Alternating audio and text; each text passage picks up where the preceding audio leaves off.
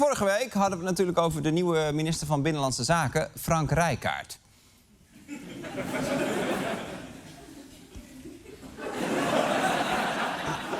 Het is ook een voetballer. Oh, sorry. Het blijft gewoon grappig. En er werden ook de hele week voetbalgrapjes gemaakt over Frank Rijkaard. Maar toen zag ik afgelopen weekend dit. Vond u ervan dat er nou meteen vanaf het begin zoveel grappen over uw naam werden gemaakt? Nou, dat ben ik inmiddels wel enigszins gewend. Ik zeg altijd maar zo, als je nog een nieuwe grap kan maken, dan wil ik er best een fles wijn op zetten. Ja.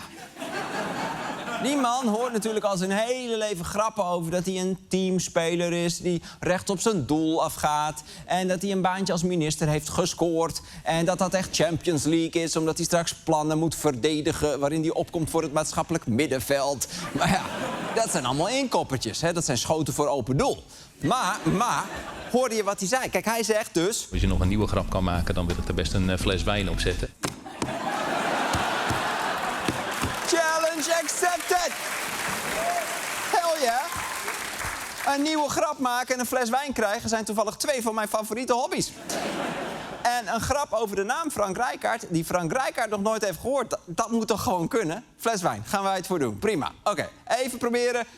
Daar gaan we!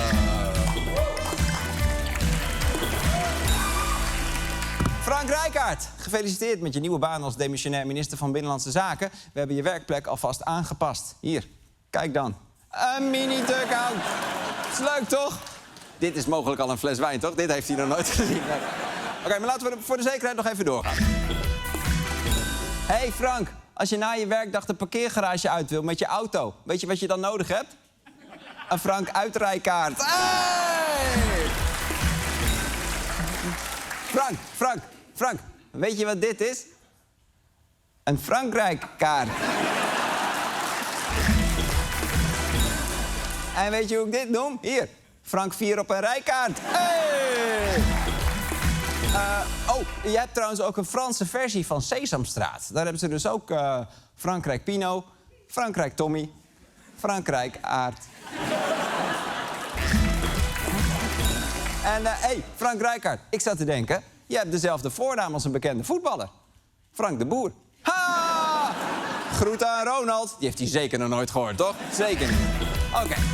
Nou, ik denk, daar zit vast wel wat tussen. Dus laat het maar weten, minister Rijkaard, of u al deze grappen al heeft gehoord. En zo niet, dan zien we die fles wijn graag tegemoet. Maakt niet uit welke, zoek maar wat uit van de Frank Wijnkaart. Dus, alvast bedankt voor de drank, Rijkaard. Oké. Dan gaan we nog even naar iets heel anders dan. Het Nederlands elftal. Want gisteravond won Oranje met de hakken over de sloot van voetbaldreumes Litouwen. Voetbaldreumes. Nog nooit van gehoord. Ik ken alleen de term voetbaldwerg. Maar dat mag je niet meer zeggen, denk ik. Weet ik niet. Nou ja. In Litouwen staat onze eigen voetbaldreumes Diederik Smit. Goedenavond, Diederik!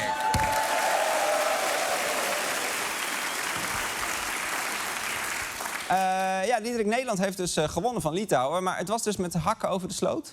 Zeker, het was met hangen en wurgen. Maar uiteindelijk hebben ze het geflikt. Ze hebben gewoon met 3-2 gewonnen van Litouwen. We zijn hier nog aan het nagenieten. Want dit was gewoon een fantastische overwinning. En eindelijk hebben we een keer gewonnen van Litouwen.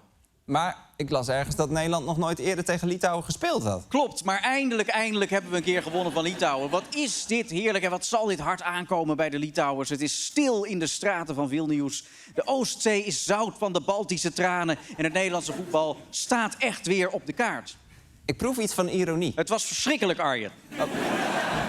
Litouwen is de nummer 143 van de wereldranglijst. Hier, ze staan tussen de Dominicaanse Republiek en Liberia. En tegen dat land was het gisteravond alle hens aan dek. Nederland wankelt hier in de slotfase in Kaunas. De Ligt opnieuw belangrijk. Het wordt nog een corner. En dan wordt het toch nog sidderen en beven. Tja, dit is hoe we zijn afgegleden als land. Ooit bouwden we de Deltawerken en nu moeten we sidderen en beven tegen Litouwen. Maar Diederik, misschien is Litouwen gewoon veel beter dan wij denken. Nee, man. Heb je die spelers gezien? Op een gegeven moment viel er een kind in. Wat? Er viel een kind in? Ja, moet je kijken. Hier, dit kan toch niet? Die jongen had er al lang in moeten liggen. Het is natuurlijk leuk voor zo'n kind dat je voor de wedstrijd al aan de hand van de spelers mee het veld mag oplopen. En dat je daarna ook nog mag invallen. Maar ja, hier moet je gewoon 5-0 van winnen. Oké, maar hoe deed hij het trouwens? Nou, dat was het erge. Dat kind was gewoon een klasse beter dan onze verdedigers. Hier, hij loopt gewoon Virgil van Dijk voorbij. En wat is het allemaal nog spannend in die slotfase. Van Dijk met nog een sprintduel op Golubitskas. De invaller bij Litouwen. Van Dijk is hem kwijt. Een kans. Tja, als mensen nog een oppas nodig hebben, nooit Virgil van Dijk vragen. Want ja, als hij op een kind moet letten, dan is hij hem eigenlijk meteen kwijt. Maar en hoe verklaar je dit? Ja, het enige wat ik kan bedenken is dat die jongen een brief heeft geschreven aan de Litouwse stichting Doe een Wens. Van, ik wil graag een keer Virgil van Dijk voorbij dribbelen.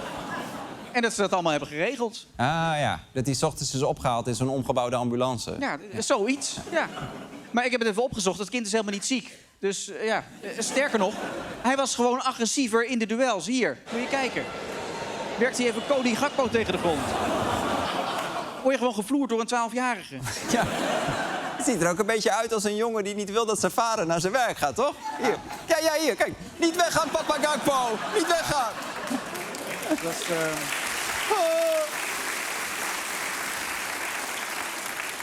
Ja, het was hartverscheurend. Ja, maar waar denk jij dat het aan lag dat Nederland zo slecht speelde? Ja, het grootste probleem is eigenlijk dat we een bondscoach hebben die al heel lang Ronald Koeman is. En ja, daardoor was het tactisch weer heel slecht neergezet. Bijvoorbeeld bij de tweede tegengoal uit de vrije trap. Toen stonden onze verdedigers gewoon niet ver genoeg naar voren. Hier moet je op het puntje van die lijn moet je staan en Verbrugge naar voren. En dan is het iets moeilijker voor de tegenstander om die bal daar te krijgen in die zone. Oké, dat is dus een fout. En wat vond Koeman hier zelf van? Ja, die had niet eens door dat dit een fout was. Want hij zei dit over die goal. En de koppen ze heel goed in. Goede vrije trap. Dat mag je ook de credits voorgeven aan hun. Ja, dat mag je ook de credits voorgeven aan hun. Ja, het is wel een woordkunstenaar. Wel abstracte kunst. Oké, dan iets vrolijkers. Memphis Depay. Ja, die scoorde eindelijk zijn recorddoelpunt. Hij is nu topscorer aller tijden van Oranje. En dat doelpunt vierde hij ook heel mooi met de bondscoach. Ach, wat mooi. Zegt dit iets over de band die zij hebben? Nou ja, volgens Koeman wel. Dat is mooi, want we hebben een verleden met elkaar. En ja, ik heb hem natuurlijk ook gesteund in een periode. Hè, dat misschien anderen dat niet hadden gedaan. Dus dat ik het gevoel van hem naar mij, van mij naar maar hij bewijst ontegenzeggelijk vanavond dat hij nog steeds de beste spits is. Ontegenzeggelijk? Het is een woordkunstenaar. Oh, dat is ook zo, ja. Oké, maar Memphis liep dus niet voor niks naar Koeman toe. Nee, die twee hebben gewoon een heel bijzondere band. Ik rende naar eigenlijk gewoon naar de hele bank. Alleen de bank kwam niet eraf.